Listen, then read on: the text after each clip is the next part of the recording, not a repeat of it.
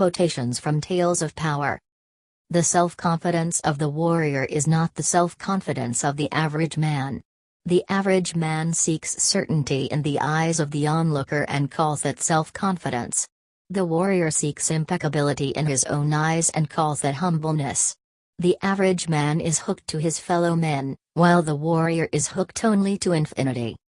There are lots of things a warrior can do at a certain time which he couldn't do years before. Those things themselves did not change, what changed was his idea of himself. The only possible course that a warrior has is to act consistently and without reservations. At a certain moment, he knows enough of the warrior's way to act accordingly, but his old habits and routines may stand in his way. If a warrior is to succeed in anything, the success must come gently, with a great deal of effort but with no stress or obsession. The internal dialogue is what grounds people in the daily world. The world is such and such or so and so, only because we talk to ourselves about its being such and such or so and so. The passageway into the world of shamans opens up after the warrior has learned to shut off his internal dialogue. To change our idea of the world is the crux of shamanism. And stopping the internal dialogue is the only way to accomplish it. When a warrior learns to stop the internal dialogue, everything becomes possible, the most far-fetched schemes become attainable. A warrior takes his lot, whatever it may be, and accepts it in ultimate humbleness. He accepts in humbleness what he is, not as grounds for regret but as a living challenge. The humbleness of a warrior is not the humbleness of the beggar. The beggar falls to his knees at the drop of a hat, and scrapes the floor for anyone he deems to be higher, but at the same time, he demands that someone lower than him scrape the floor for him. On the other hand, the warrior lowers his head to no one, and at the same time, he doesn't permit anyone to lower his head to him. Solace, haven, fear, all of these are words which have created moods that we had learned to accept without ever questioning their value. Our fellow men are black magicians, and whoever is with them is a black magician on the spot. Think for a moment. Can you deviate from the path that your fellow men have lined up for you? If you remain with them, your thoughts and your actions are fixed forever in their terms. That is slavery. The warrior, on the other hand, is free from all that. Freedom is expensive, but the price is not impossible to pay. So, fear your captors, your masters. Don't waste your time and your power fearing freedom. The flaw with words is that they always make us feel enlightened, but when we turn around to face the world they always fail us and we end up facing the world as we always have, without enlightenment. For this reason, a warrior seeks to act rather than to talk. As a result, he gets a new description of the world, a new description where talking is not that important, and where new acts have new reflections. A warrior considers himself already dead, so there is nothing for him to lose. The worst has already happened to him. Therefore he's clear and calm.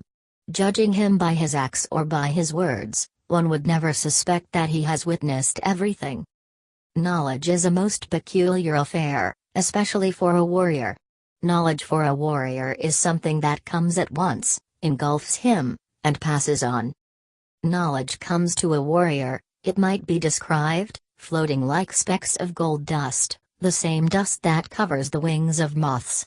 So for a warrior, knowledge is like being rained on by specks of golden dust. Whenever the internal dialogue stops, the world collapses, and extraordinary facets of ourselves surface as though they had been kept heavily guarded by our words. The world is unfathomable, as are we, as is every being that exists in the world. Warriors do not win victories by beating their heads against walls, but by overtaking the walls. Warriors jump over walls, they don't demolish them. A warrior must cultivate the feeling that he has everything needed for the extravagant journey that is his life. What counts for a warrior is being alive. Life in itself is sufficient, self-explanatory and complete. Therefore, one may say without being presumptuous that the experience of experiences is being alive. An average man thinks that indulging in doubts and tribulations is the sign of sensitivity, and spirituality. The truth of the matter is that the average man is the farthest thing imaginable from being sensitive. His puny reason deliberately makes itself into a monster or a saint, but it is truthfully too little for such a big monster or saint mold. To be a warrior is not a simple matter of wishing to be one. It is rather an endless struggle that will go on to the very last moment of our lives. Nobody is born a warrior, in exactly the same way that nobody is born an average man. We make ourselves into one or the other. A warrior dies the hard way. His death must struggle to take him. A warrior does not give himself to death so easily. Human beings are not objects. They have no solidity. They are round, luminous beings. They are boundless. The world of objects and solidity is only a description that was created to help them to make their passage on Earth convenient. Human beings' reason makes them forget that the description is only a description, and before they realize it, human beings have entrapped the totality of themselves in a vicious circle from which they rarely emerge in their lifetimes. Human beings are perceivers, but the world that they perceive is an illusion created by the description that was told to them from the moment they were born. So in essence, the world that their reason wants to sustain is the world created by a description and its dogmatic and inviolable rules, which their reason learns to accept and defend. Our concealed treasure as luminous beings is that we have something which is almost never used: intent. The maneuver of shamans is similar to the maneuver of the average man. Both have a description of the world. The average man upholds it with his reason and the shaman upholds it with his intent. Both descriptions have their rules, but the advantage of the shaman is that intent is more engulfing than reason. Only as a warrior can one withstand the path of knowledge. A warrior cannot complain or regret anything. His life is an endless challenge, and challenges cannot possibly be considered as good or bad. Challenges are simply challenges.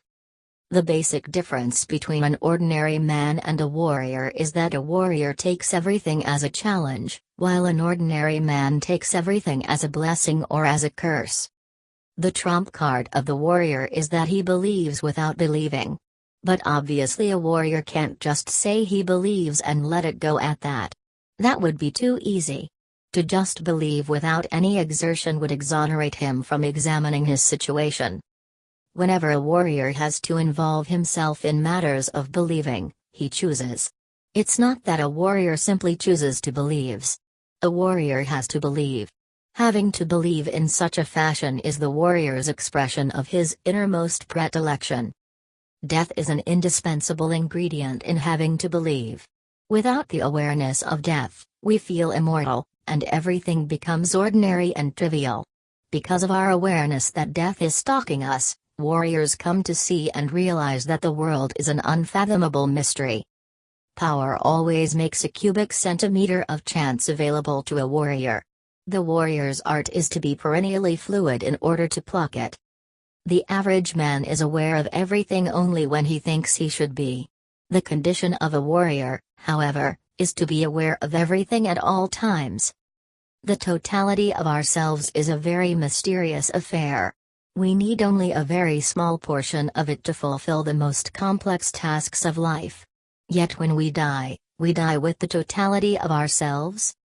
A rule of thumb for a warrior is that he makes his decisions so carefully that nothing that may happen as a result of them can surprise him, much less drain his power.